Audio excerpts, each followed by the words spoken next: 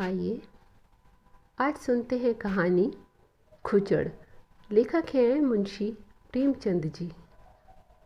अगर प्रस्तुतिकरण पसंद आए तो लाइक कर दीजिएगा। चैनल पर अगर नए हो तो सब्सक्राइब कर लीजिएगा। बाबू कुंदनलाल कचहरी से लौटे तो देखा कि उनकी पत्नी जी एक कुंजड़िन से कुछ साग भाजी ले रही हैं।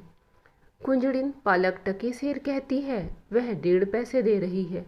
इस पर कई मिनट तक विवाद होता रहा। आखिर कुंजड़िन 1.5 ही पैसे पर राजी हो गई। अब तराजू और बाट का प्रश्न छिड़ा। दोनों पल्ले बराबर ना थे, एक में पसंगा था, बाट भी पूरे ना उतरते थे। पड़ोसिन के घर से सेर आया। साग तुल जाने के बाद अब घाटे का प्रश्न उठा। पत्नी जी और मांगती थी, कुंजड़िन कहती थी, अब क्या सेर 2 सेर घाटे में ही ले लोगी बहू जी।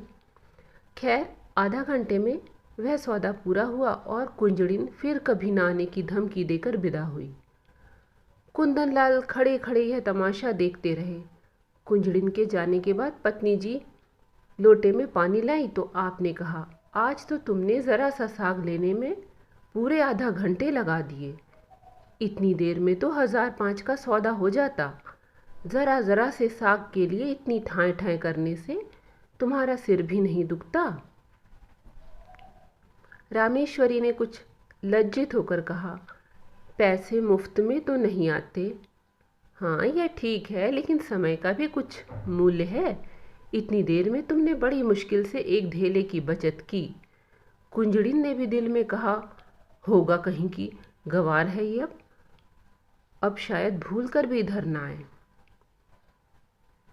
तो फिर मुझसे तो यह नहीं हो सकता कि पैसे की जगह धेले का सौदा लेकर बैठ जाओ। इतनी देर में तो तुमने कम से कम 10 पन्ने पड़े होते। कल मेहरी से घंटों सिर मारा, परसों दूध वाले के साथ घंटों शास्त्रार्थ किया। जिंदगी क्या इन्हीं बातों में खर्च करने को दी गई है। कुंदनलाल प्रायः नित्य ही पत्नी को सदुपदेश देते रहते थे। यह उनका दूसरा विवाह था। रामेश्वरी को आए अभी 2 ही 3 महीने हुए थे। अब तक तो बड़ी ननद जी ऊपर के काम किया करती थीं। रामेश्वरी की उनसे ना पटी। उसको मालूम होता था यह मेरा सर्वस्व ही लुटाए देती है। आखिर वह चली गईं, तब से रामेश्वरी ही घर की स्वामिनी है। वह बहुत चाहती है कि पति को प्रसन्न रखे, उनके इशारों पर चलती है। एक बार जो बात सुन लेती है गांठ बांध लेती है, पर रोज़ ही तो कोई नई बात हो जाती है और कुंदनलाल को उसे उपदेश देने का अवसर मिल जाता है। एक दिन बिल्ली दूध पी गई। रामेश्वरी दूध गर्म करके लाई और स्वामी के सिरहाने रखकर पान बना रही थी कि बिल्ली ने दूध पर अपना ईश्वर प्रदत्त अधिकार सिद्ध कर दिया। रामेश्वरी यह अपहरण स्वीकार न कर सकी। रूल लेकर बिल्ली को इतने जोर से मारा कि वह 2-3 लुढ़कियां खा गई। कुंदनलाल लेटे लेटे अखबार पढ़ रहे थे। बोले, और जो मर जाती तो? रामेश्वरी ने ढिठाई के साथ कहा, तो मेरा दूध क्यों पी गई? उसे मारने से दूध मिल तो नहीं गया। जब कोई नुकसान कर देता है तो उस पर क्रोध आता ही है। नहीं आना चाहिए। पशु के साथ आदमी भी क्यों पशु हो जाए? आदमी और पशु में इसके सिवा और क्या अंतर है? कुंदनलाल कई मिनट तक दया, विवेक और शांति की शिक्षा देते रहे, यहाँ तक कि बेचारी रामेश्वरी मारे ग्लानि के रो पड़ी। इसी भांति एक दिन रामेश्वरी ने एक भिक्षुक को दुत्कार दिया तो बाबू साहब ने फिर उपदेश देना शुरू किया। बोले, तुमसे ना उठा जाता हो तो लाओ, मैं दे आऊं। गरीबों को यूं ना दुत्कारना चाहिए। रामेश्वरी ने त्योरियां चढ़ाते हुए कहा, दिन भर तो तांता लगा रहता है, कोई कहाँ तक दौड़े। सारा देश भिखमंगों ही से भर गया है शायद। कुंदनलाल ने उपेक्षा के भाव से मुस्कुरा कर कहा, उसी देश में तो तुम भी बसती हो। इतने भिखमंगे आ कहाँ से जाते हैं? यह सब काम क्यों नहीं करते? कोई आदमी इतना नीच नहीं होता जो काम मिलने पर भीख मांगे। हाँ, अपंग हो तो दूसरी बात है। अपंगों का भीख के सिवा और क्या सहारा हो सकता है? सरकार इनके लिए अनाथालय क्यों नहीं खुलवाती? जब स्वराज हो जाएगा तब शायद खुल जाए, अभी तो कोई आशा नहीं है, मगर स्वराज भी धर्म ही से आएगा। लाखों साधु सन्यासी पंडे पुजारी मुफ्त का माल उड़ाते हैं, क्या इतना धर्म काफ़ी नहीं है? अगर इस धर्म में से स्वराज मिलता तो कब का मिल चुका होता। इसी धर्म का प्रसाद है कि हिंदू जाति अभी तक जीवित है, नहीं तो कब की रसातल पहुंच चुकी होती। रोम, यूनान, ईरान, सीरिया, किसी का अब नामो निशान भी है। यह हिंदू जाति है जो अभी तक समय के क्रूर आघातों का सामना करती चली जाती है। आप समझते होंगे हिंदू जाति जीवित है, मैं तो उसे उसी दिन से मरा हुआ समझती हूँ जिस दिन से वह अधीन हो गई। जीवन स्वाधीनता का नाम है, गुलामी तो मौत है। कुंदनलाल ने युवती को चकित नेत्रों से देखा। ऐसे विद्रोही विचार उसमें कहाँ से आ गए? देखने में तो वह बिल्कुल भोली थी। समझे कहीं सुना लिया होगा। कठोर होकर बोले, क्या व्यर्थ का विवाद करती हो? लजाती तो नहीं, ऊपर से और भगभग करती हो। रामेश्वरी यह फटकार पाकर चुप हो गई। एक क्षण वहाँ खड़ी रही, फिर धीरे धीरे कमरे से चली गई। एक दिन कुंदनलाल ने कई मित्रों की दावत की। रामेश्वरी सवेरे से रसोई में घुसी तो शाम तक सिर न उठा सकी। उसे यह बेगार बुरी मालूम हो रही थी। अगर दोस्तों की दावत करनी थी तो खाना बनवाने का कोई प्रबंध क्यों नहीं किया? सारा बोझ उसी के सिर क्यों डाल दिया? उससे एक बार पूछ तो लिया होता कि दावत करूं या ना करूं। होता तब भी यही जो अब हो रहा था। वह दावत के प्रस्ताव का बड़ी खुशी से अनुमोदन करती, तब वह समझती दावत मैं कर रही हूँ। अब वह समझ रही थी मुझसे बेगार ली जा रही है। खैर, भोजन तैयार हुआ, लोगों ने भोजन किया और चले गए, मगर मुंशी जी मुंह फुलाए बैठे हुए थे। रामेश्वरी ने कहा, तुम क्यों नहीं खा लेते? क्या अभी सवेरा है? बाबू साहब ने आंखें फाड़ कर कहा, क्या खा लूं? यह खाना है या बैलों की सानी? रामेश्वरी के सिर से पांव तक आग लग गई। सारा दिन चूल्हे के सामने जली, उसका यह पुरस्कार? बोली, मुझसे जैसा हो सका बनाया, जो बात अपने बस की नहीं उसके लिए क्या करती। पूड़ियाँ सब सख्त हैं, होंगी। कचौड़ी में इतना नमक था किसी ने छुआ तक नहीं। होगा।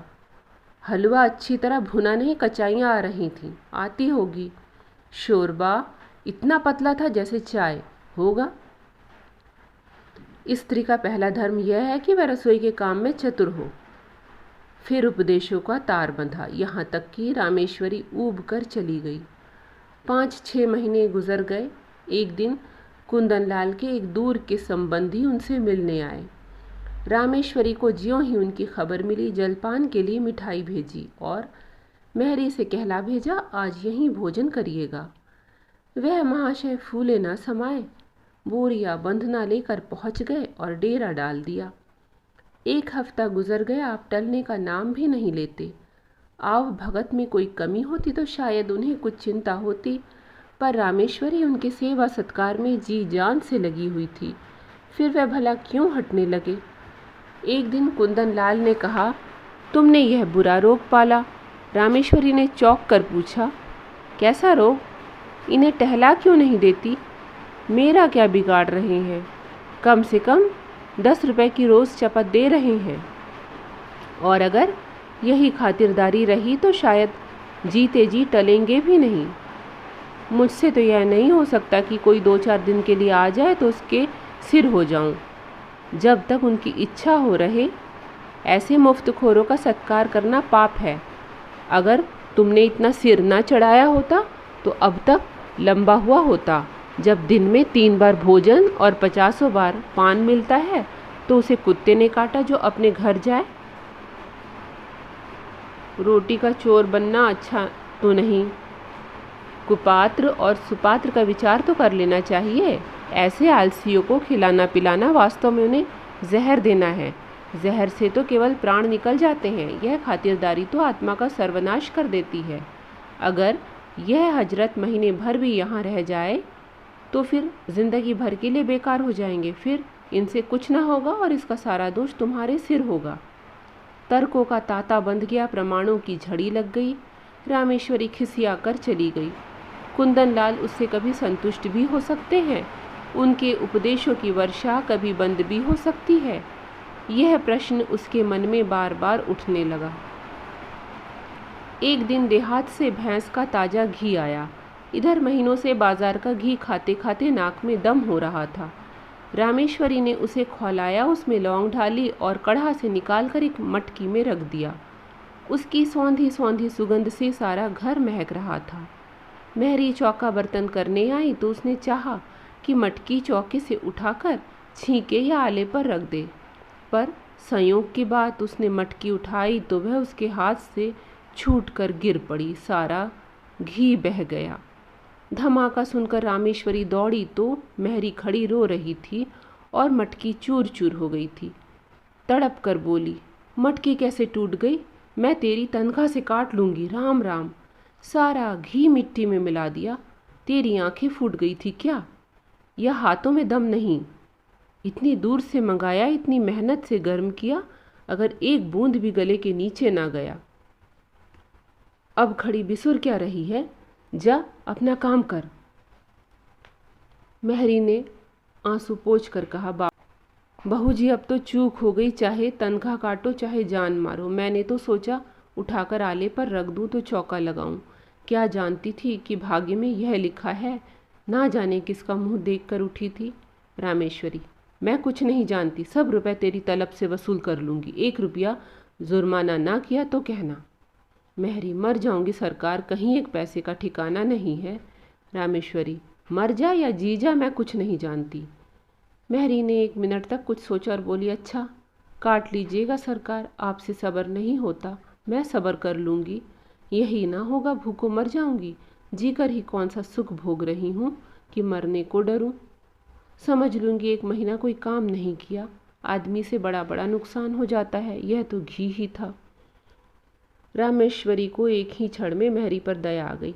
बोली, तू भूखों मर जाएगी तो मेरा काम कौन करेगा? मेहरी, काम कराना होगा खिलाइएगा, ना काम कराना होगा भूखों मारिएगा। आज से आकर आप ही के द्वार पर सोया करूँगी।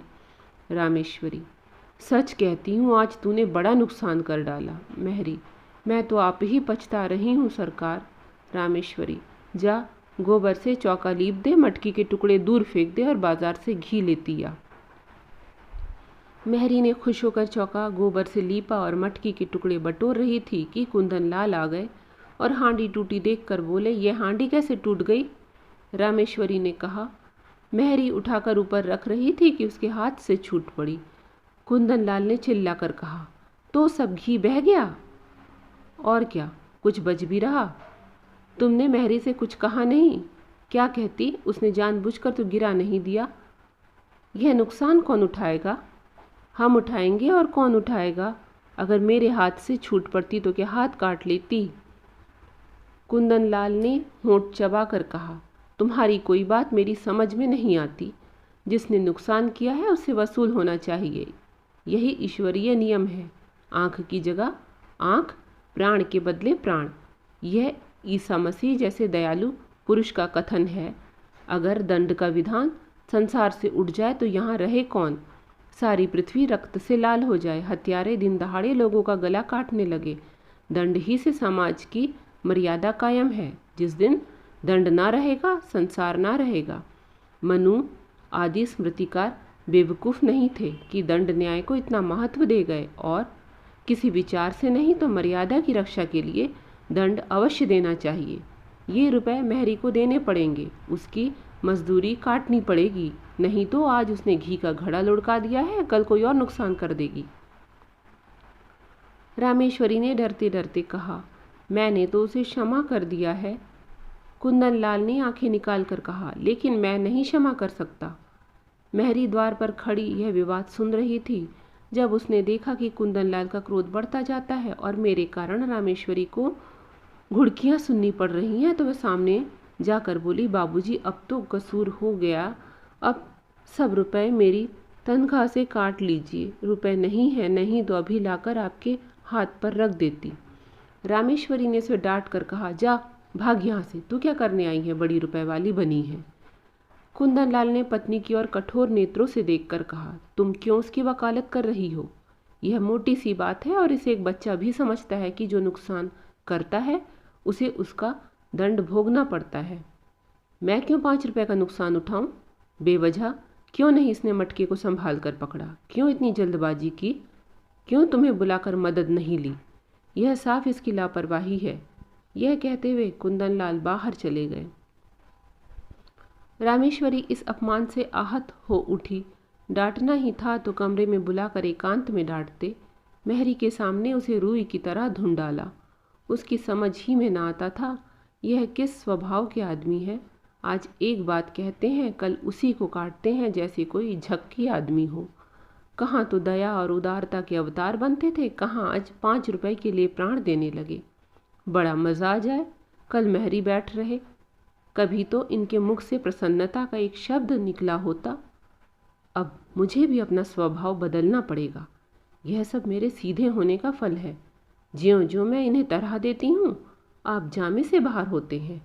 इसका इलाज यही है कि एक कहे तो दो सुनाऊं। आखिर कब तक और कहाँ तक सहूं? कोई हद भी है। जब देखो डांट रहे हैं। जिसके मिजाज का कुछ पता ही ना हो उसे कौन खुश रख सकता है? उस दिन जरा सा बिल्ली को मार दिया तो आप दया का उपदेश करने लगे। आज वह दया कहाँ गई? उनको ठीक करने का उपाय यही है कि समझ लो कोई कुत्ता भूख रहा है। नहीं, ऐसा क्यों करूं? अपने मन से कोई काम ही ना करूं। जो यह कहे वही करूं। ना जौ भर कम, ना जौ भर ज्यादा। जब इन्हें मेरा कोई काम पसंद नहीं आता, मुझे क्या कुत्ते ने काटा है जो बरबस अपनी टांग अड़ाऊं? बस यही ठीक है। वह रात भर इसी उधेड़ बुन में पड़ी रही। सवेरे कुंदन लाल नदी स्नान करने गए। लौटे तो 9 बज गए थे। घर में जाकर देखा तो चौका बर्तन ना हुआ था। प्राण सूख गए। पूछा, क्या मेहरी नहीं आई? रामे, नहीं। कुंदन, तो फिर? रामे, जो आपकी आज्ञा। कुंदन, यह तो बड़ी मुश्किल है। रामेश्वरी, हाँ है तो। कुंदन लाल, पड़ोस की मेहरी को क्यों ना बुला लिया? रामेश्वरी, किसके हुक्म से बुलाती? अब हुक्म हुआ है, बुलाए लेती हूँ। कुंदन लाल, अब बुलाओगी तो खाना कब बनेगा? 9 बज गए और इतना तो तुम्हें अपनी अक्ल से काम लेना चाहिए था कि मेहरी नहीं आई तो पड़ोस वाली को बुला ले।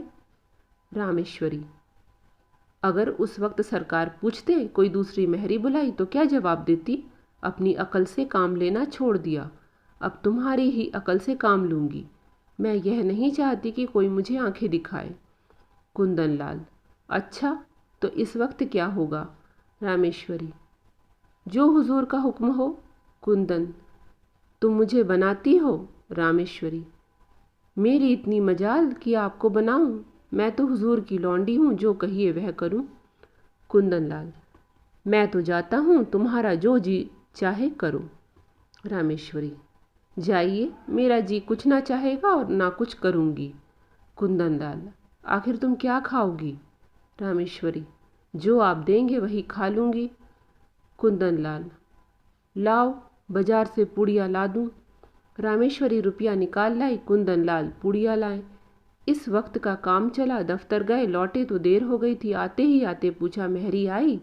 रामेश्वरी, नहीं। कुंदन लाल, मैंने तो कहा था पड़ोस वाली को बुला लेना।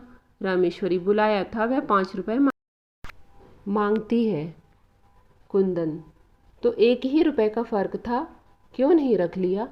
रामेश्वरी, मुझे यह हुक्म ना मिला था। मुझसे जवाब तलब होता कि 1 रुपया ज़्यादा क्यों दे दिया। खर्च की किफ़ायत पर उपदेश दिया जाने लगता तो क्या करती? कुंदन, तुम बिल्कुल मूर्ख हो। रामेश्वरी, बिल्कुल। कुंदन, तो इस वक्त भी भोजन ना बनेगा? रामेश्वरी, मजबूरी है। कुंदन लाल सिर थाम कर चारपाई पर बैठ गए। यह तो नई विपत्ति गले पड़ी। पूड़ियाँ उन्हें रुचती ना थी। जी में बहुत झुंझलाए। रामेश्वरी को 2-4 उल्टी सीधी सुनाई, लेकिन उसने मानो सुना ही नहीं। कुछ बस ना चला तो मेहरी की तलाश में निकले। जिसके यहाँ गए मालूम हुआ मेहरी काम करने चली गई। आखिर एक कहार मिला, उसे बुला लाए। कहार ने 2 आने लिए और बर्तन धोकर चलता बना। रामेश्वरी ने कहा, भोजन क्या बनेगा? कुंदन, रोटी तरकारी बना लो या इसमें कुछ आपत्ति है? रामेश्वरी, तरकारी घर में नहीं है। कुंदनलाल, दिन भर घर में बैठी रही, तरकारी भी ना लेते बनी। अब इतनी रात गए तरकारी कहाँ मिलेगी? रामेश्वरी, मुझे तरकारी ले रखने का हुक्म ना मिला था, मैं पैसा धेला ज़्यादा दे देती तो। कुंदनलाल ने विवशता से दांत पीसकर कहा, आखिर तुम क्या चाहती हो? रामेश्वरी ने शांत भाव से जवाब दिया, कुछ नहीं, केवल अपमान नहीं चाहती। कुंदन, तुम्हारा अपमान कौन करता है? रामेश्वरी, आप करते हैं। कुंदन, तो मैं घर के मामले में कुछ ना बोलूं? रामेश्वरी, आप ना बोलेंगे तो कौन बोलेगा? मैं तो केवल हुक्म की ताबेदार हूँ। रात रोटी दाल पर कटी, दोनों आदमी लेटे रहे। रामेश्वरी को तुरंत नींद आ गई। कुंदनलाल बड़ी देर तक करवटें बदलते रहे। अगर रामेश्वरी इसी तरह सहयोग न करेगी तो एक दिन भी काम न चलेगा। आज ही बड़ी मुश्किल से भोजन मिला, इसकी समझ ही उल्टी है। मैं तो समझाता हूँ, यह समझती है डांट रहा हूँ। मुझसे बिना बोले रहा भी तो नहीं जाता, लेकिन अगर बोलने का यह नतीजा है तो फिर बोलना फिजूल है। नुकसान होगा बला से, यह तो ना होगा कि दफ्तर से आकर बाजार भागूं। मेहरी से रुपए वसूल करने की बात इसे बुरी लगी और थी भी बेजा। रुपए तो ना मिले, उल्टे मेहरी ने काम छोड़ दिया। रामेश्वरी को जगाकर बोले, कितना सोती हो तुम? रामेश्वरी, मजूरों को अच्छी नींद आती है। कुंदन, चिढ़ाओ मत, मेहरी से रुपए ना वसूल करना। रामेश्वरी, वह तो लिए खड़ी है शायद। कुंदनलाल, उसे मालूम हो जाएगा तो काम करने आएगी। रामेश्वरी, अच्छी बात है, कहला भेजूंगी। कुंदनलाल, आज से मैं कान पकड़ता हूँ, तुम्हारे बीच में ना बोलूँगा। रामेश्वरी, और जो मैं घर लुटा दूँ तो? कुंदन, लुटा दो चाहे मिटा दो, मगर रूठो मत। अगर तुम किसी बात में मेरी सलाह पूछोगी तो दे दूँगा, वरना मुंह ना खोलूँगा। रामेश्वरी, मैं अपमान नहीं सह सकती। कुंदन, इस भूल को क्षमा करो। रामेश्वरी, सच्चे दिल से कहते हो ना? कुंदन, सच्चे दिल से। ये थी कहानी खुचड़। कहानी सुनने के लिए आप सबका धन्यवाद।